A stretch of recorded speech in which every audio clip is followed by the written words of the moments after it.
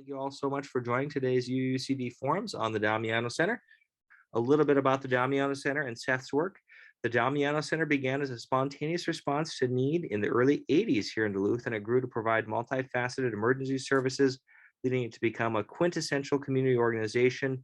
Hundreds of financial supporters, several local foundations, dozens of local community groups, and hundreds of volunteers each year help keep the center going.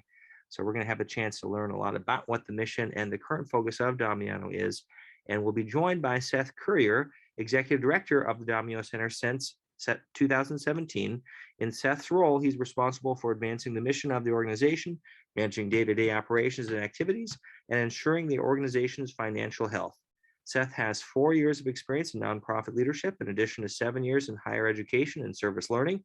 He cares deeply about community development and seeking justice, as well as providing hospitality and respect to everyone. We are so grateful for you to join us today, Seth, and the floor is yours to take it from here and tell us what's going on. Thanks. Can everybody hear me okay? Yeah, loud and clear. Sounds good.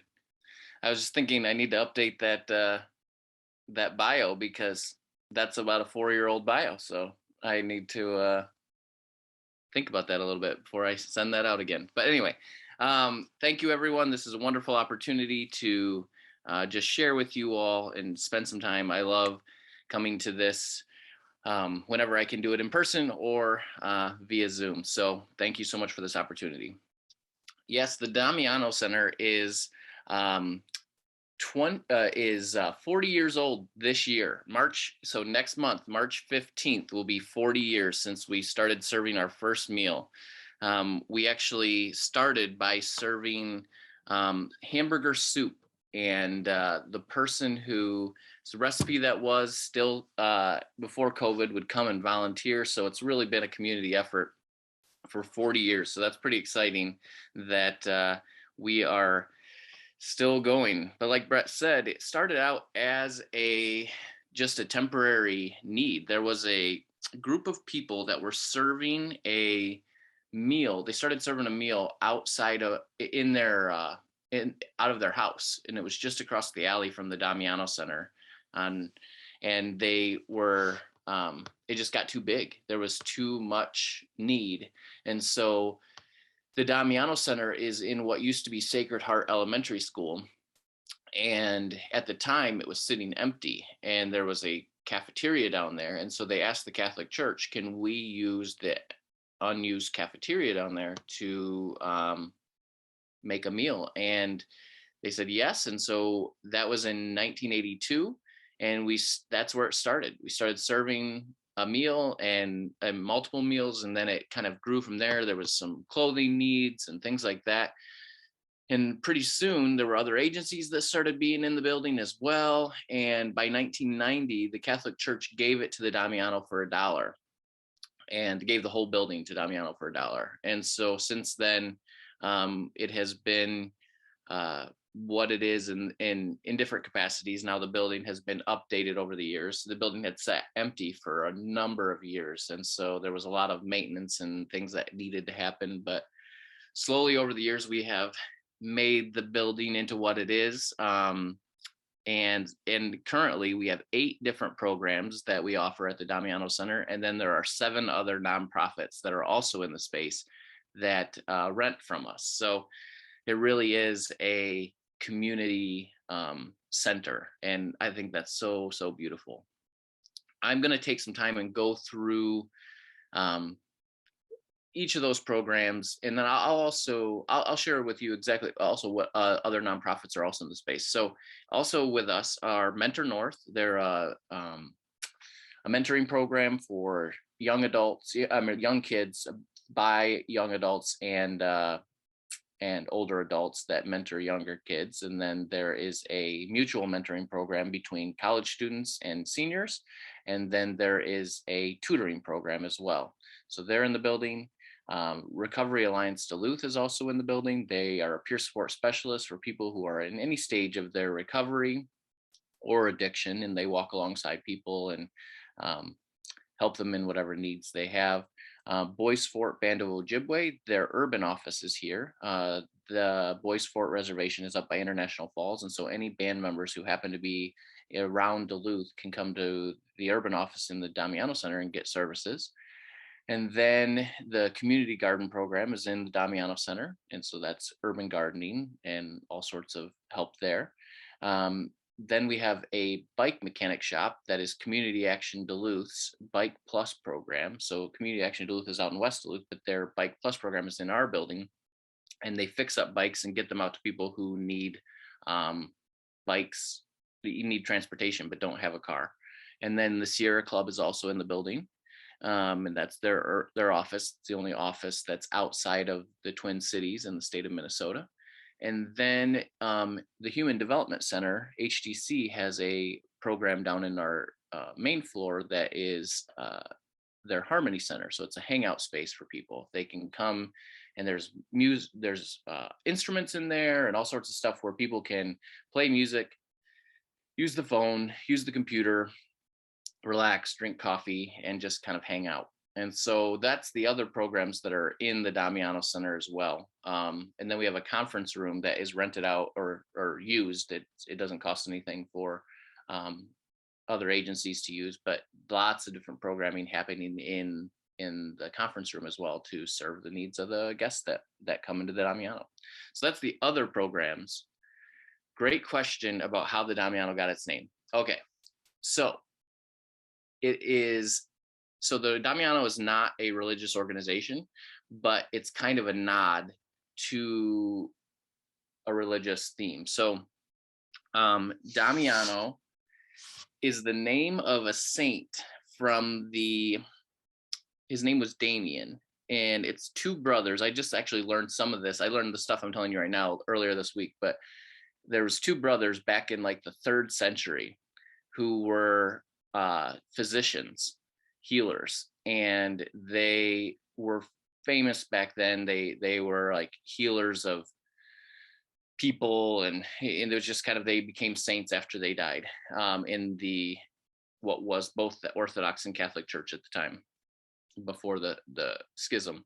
And so then in Italy there was a church named Damiano, which is the Italian way of saying Damien. So a Saint Damiano Church, and it was in ruins. And Saint Francis it was in Assisi, and Saint Francis had a vision where he believed God told him to rebuild the church, and so he rebuilt the San Damiano ruins, and then later felt like that was actually a call to the whole church. And so this is a nod to St. Francis by calling it the Damiano Center, because it's the church that St. Francis rebuilt, which later became the mission for the Sisters of St. Clare. Like, it's where all the nuns, Clare was Francis's friend, and so that's where they all live. So the San Damiano,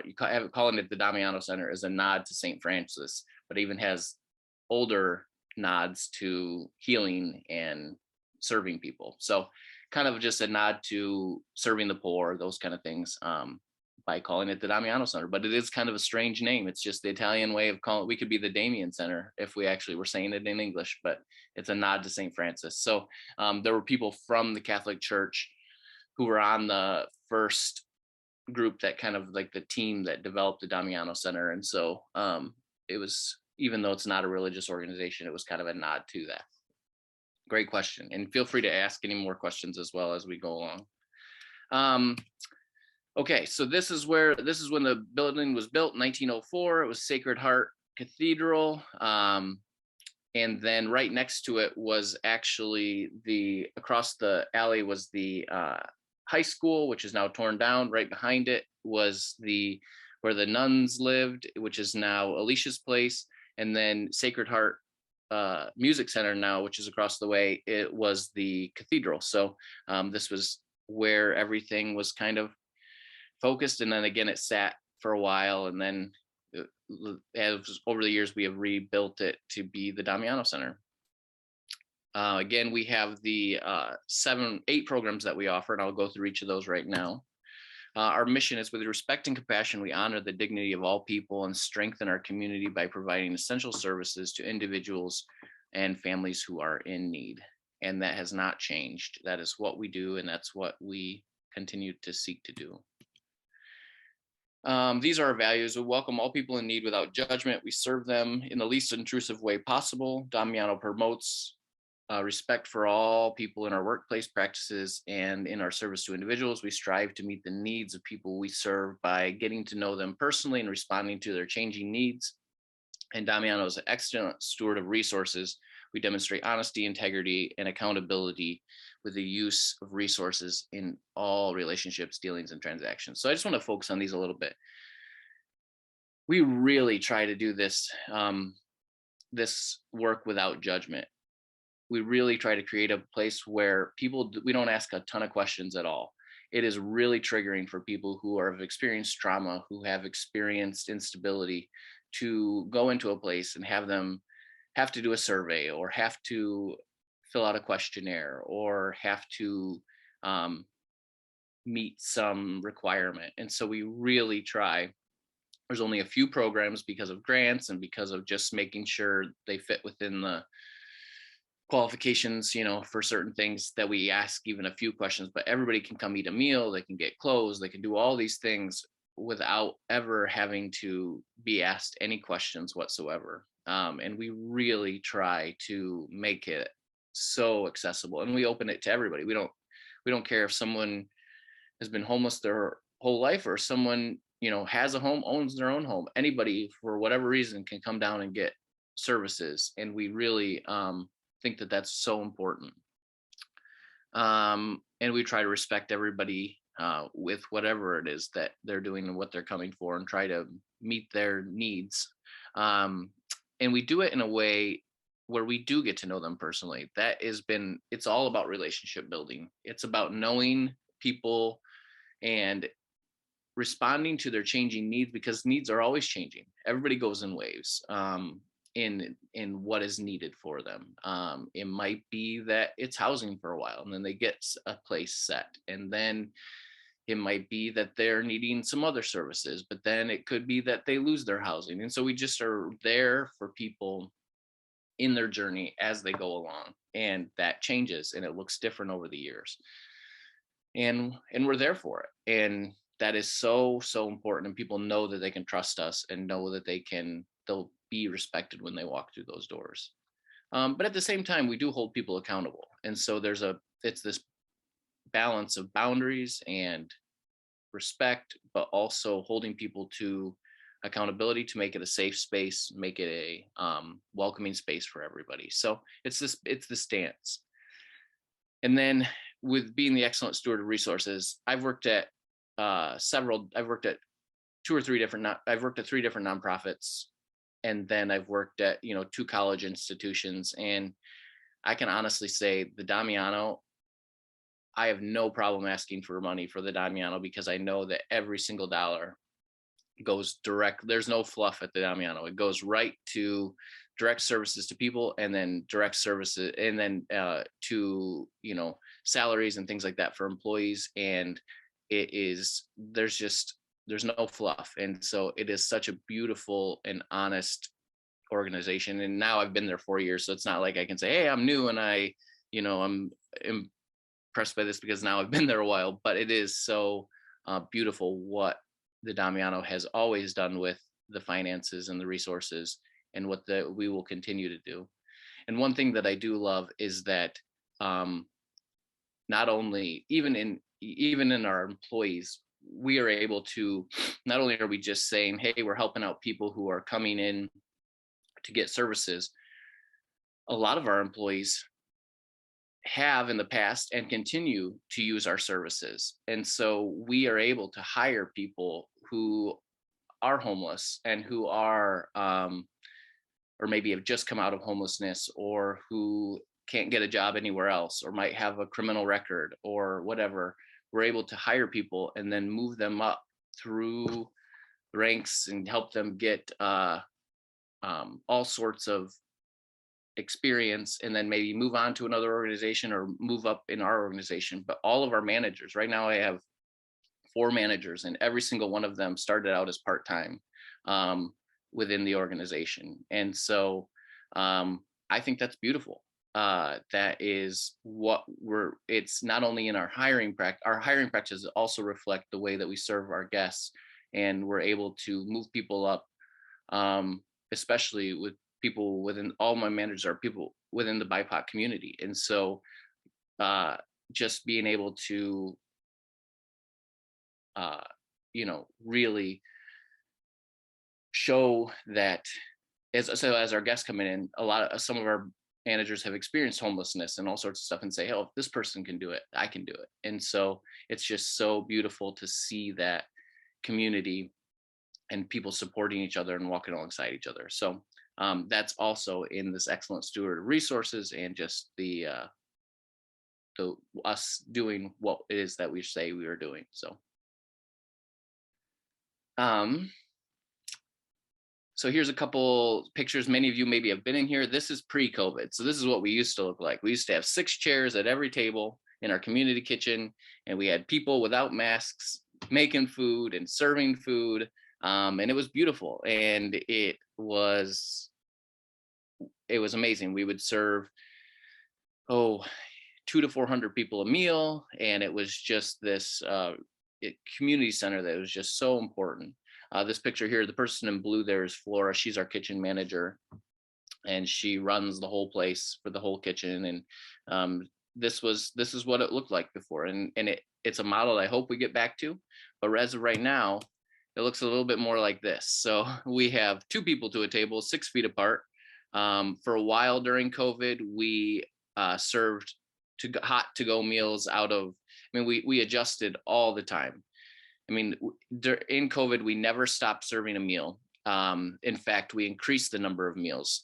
When we switched on March 16th, 2020, we just shifted everything outside, and we served all of our normal meals. And then pretty soon we realized meals had been dropped by other organizations in town. So there was no Tuesday, Thursday breakfast. So we added breakfast every day of the week. And then we were able to, our kids' kitchen closed early on. And so we just shifted and served all of our meals that we normally serve to kids. We opened it up and served them to everybody early on in COVID. And so we were serving every single meal except for Tuesday and Thursday lunch throughout most of COVID. And then slowly, as things have kind of gone back to normal, we dropped a few of those, but we've kept 3 of them. We kept Wednesday dinner and Tuesday and Thursday breakfast, because they are not being served anywhere else. And so we serve every breakfast now. We serve every lunch except for Tuesday and Thursday lunch. And then we serve Wednesday, Friday, Saturday, and Sunday dinners. And so there's not a lot of meals that we're not serving. And I think that's beautiful. And we've just adjusted and modified and gone with the flow, and we've never stopped serving a meal. In fact, we have increased them just to meet the needs of COVID. But sometimes we were serving outside. Sometimes we were, it's just been a whole interesting thing. And then we've also been doing a lot with produce. In the summer, we have an organic farmer that donates hundreds and hundreds of pounds of produce. So we're able to get fresh produce, organic produce out to individuals every single day of the summer. So that's what this picture down here on the right is. And that's been beautiful. Then we have 2 clothing programs, Clothes That Work. That's the picture on the left. And that's work clothes for people. That's if people have an interview coming up, they can work. They can come in and get 2 sets of clothes. And then if they are currently employed, they can come back and get 5 sets of clothes every 6 months. And so that's, business casual clothes. It's also construction clothes, black clothes for working in food service, nursing scrubs, whatever it might be. They can come and get those clothes. And then once they get all 6 sets of their clothes, then that starts back over, and they can come back and get more. And then people are always able to go into our free store. That's the picture on the right. And that's just, people can come and get 2 bags of clothes a day. So it's like walking into any other thrift store, except it's free. And people can just take whatever it is that they need, fill up 2 bags, and they use that clothes for just for their families.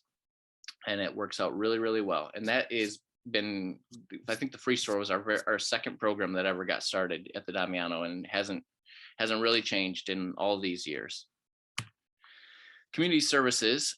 This is our program that gives out, when people move into a new apartment, they can come and get all sorts of pots, pans, plates, cups, bowls, blankets, towels, microwaves, coffee pots, whatever they might need to set up their new apartment. And then if there's like an emergency or disaster or something like that, they can come get all those sorts of things. Then we also have hygiene, all sorts of hygiene stuff that people can get when they, for any time that they need them.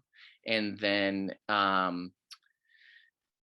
then we people can get their mail there. If they don't have an address or a place that's not safe to get mail, they can get their mail at our program, and that in this program. And then this is, they also get transportation help, bus passes, gas vouchers, and daily bus tokens. And then this is the place where we do referrals. So there's a question from Kathy about referrals to other agencies.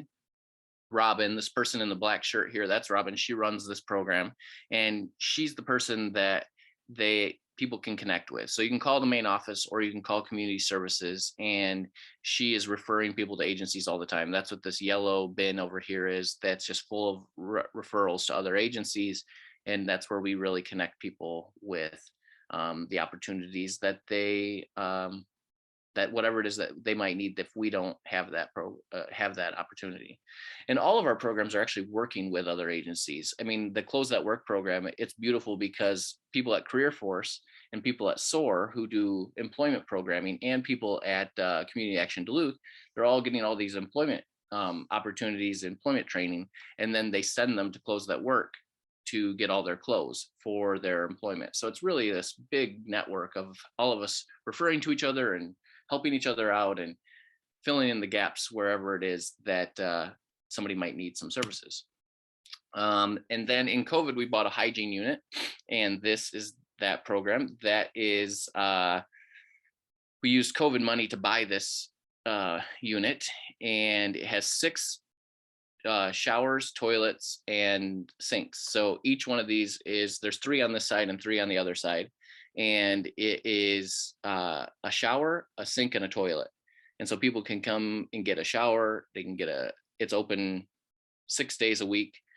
And then it's beautiful. People can just get the showers that they need. It's not open right now. We had to close it down because it is too cold. It's not safe for people to be coming out with wet hair. It's heated and everything, but it's really only supposed to run until -20. We bought the 4-season package for it and everything, but it's 4-season for North Carolina where it was built and not for Duluth. And so we had to close it down for a couple months, but it's beautiful because the new warming shelter has showers. So it's going to be open in, I think, February, or I think it's already open, but it has showers. So in the wintertime, people are going to get showers at the warming shelter, and then spring, summer, and fall, they'll get showers at the hygiene unit. And so it's going to be this beautiful, again, working together with other agencies and serving the needs of our guests. And so, but it's just been too cold for people and not healthy. And actually the unit itself is not allowed to run at that type of temperature anyway. So, but that's been amazing. We intended for it to run all 4 seasons, but it just didn't end up work out that way. Then we have Health Realization. That is a beautiful program that is a support group for people. We have a women's group on Sundays and and then a mixed group on, or a group open to everybody on Wednesdays. And it is, it's not faith-based, it's not 12-step, but people use it for whatever barrier they might be facing, but a lot of people use it for addiction. And so it's this beautiful community of people who are coming together, positive thinking, changing your thought processes, and working together in their recovery. And I love it because it's people who are in recovery for 15 years. It's people who are just in the throes of their addiction. There's people who are just getting out of prison and wanting to get back into and stay in recovery. There's people, I mean, it's just a whole spectrum, and it's beautiful. And I just love it so much. It's a great, great program. Then we have Kids Kitchen. It's our after school program. It runs from 2:30 to 5:30, Monday through Thursday. So that's open Monday through Thursday. And then our community kitchen open Friday, Saturday, and Sunday. So kids and their families can eat every night of the week, because Kids Kitchen is a drop-in center where people can come and do art and homework help and read books and just let their hair down, relax, be a kid. But then we also serve a dinner at like 4:30, 5 o'clock. And that's open to kids and their families. So families can come over and eat as well with their kids. And it's really a beautiful way for kids to get a healthy meal and in a safe location. And so they can have access to meals for dinner 7 days a week. And then along with that, we have a youth employment program called Summer Food Corps.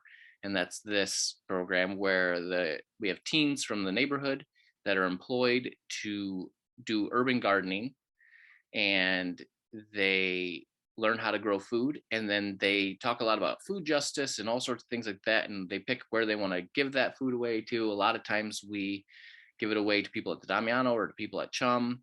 And then they also use that food to make meals for the kids. And so then the kids are getting excited about vegetables because the older kids, the teenagers, are excited about it. And so we have kids fighting over broccoli and all sorts of stuff, which is a beautiful thing.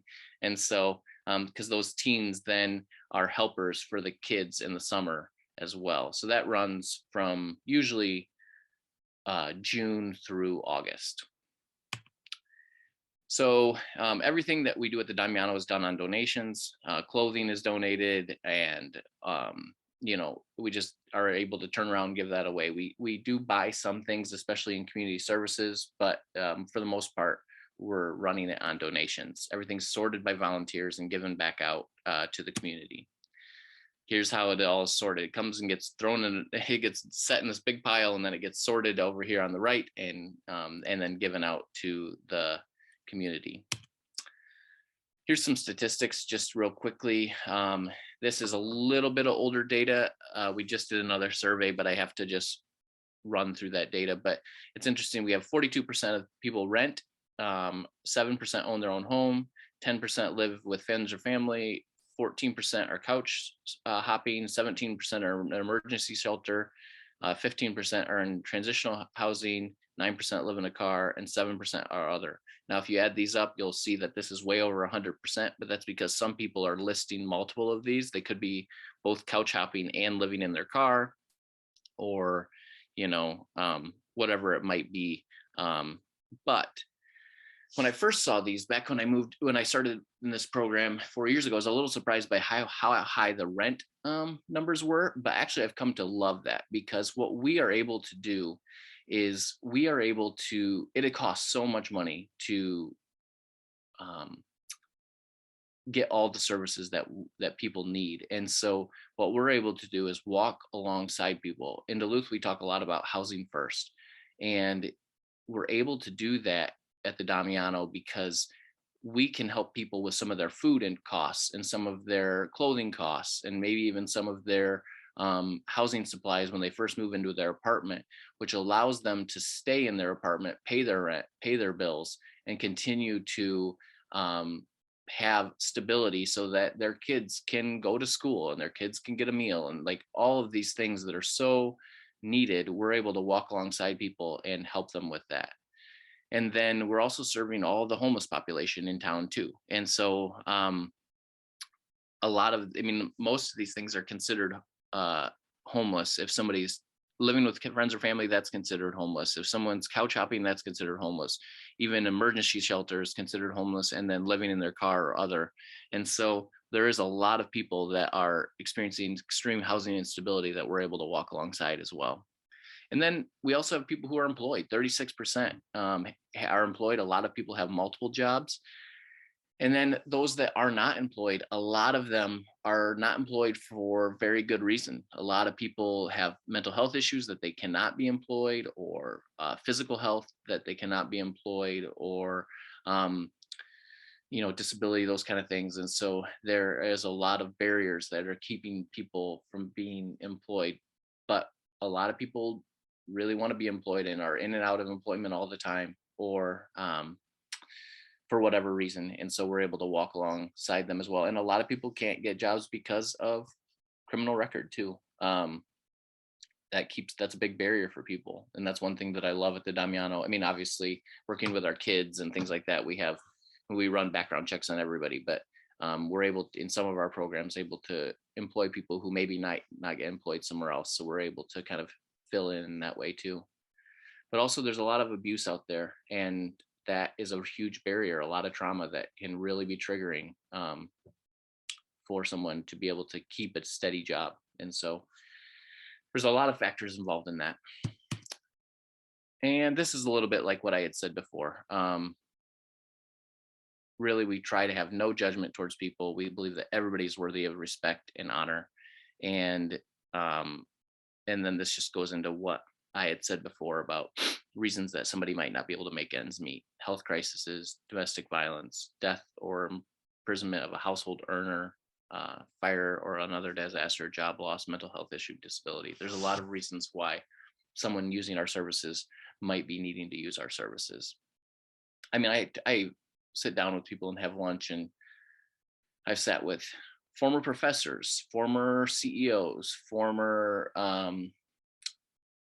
just for veterans and all sorts of people who, for one reason or another, lost everything and now need services. And I love it that we can be there for that. And I think it's really, really beautiful. But it just reminds me of how close every one of us is to being on the street. It just takes one or two really significant things that can really set our path in a way that we did not expect. And for whatever reason, need some of these services. And I think it's really beautiful that the Damiano has always been there and will continue to be there. And then ways to partner. And there's lots of ways to partner, talking about the Damiano out there in the community, letting people know we're there, letting people know what we do. I think it's huge. Support through donations. And, we even have an ongoing sustenance partner program where people can just have a monthly amount that was something we can rely on. That's a beautiful thing. But then also volunteering. Before the pandemic, we had 800 volunteers a year that would help to make the Damiano run. 800 volunteers a year. And there's not a lot of programs out there that can have that kind of community support. And I love that. With COVID, things have changed significantly, obviously.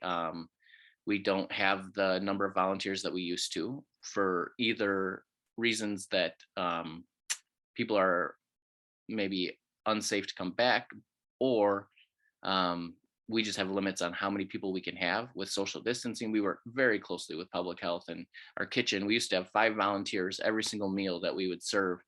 And now the max we can have is 2 volunteers, because we can only have 5 people in the kitchen total, including the cooks and the prep cooks and all of that that we have, including our staff. And so the things have just changed.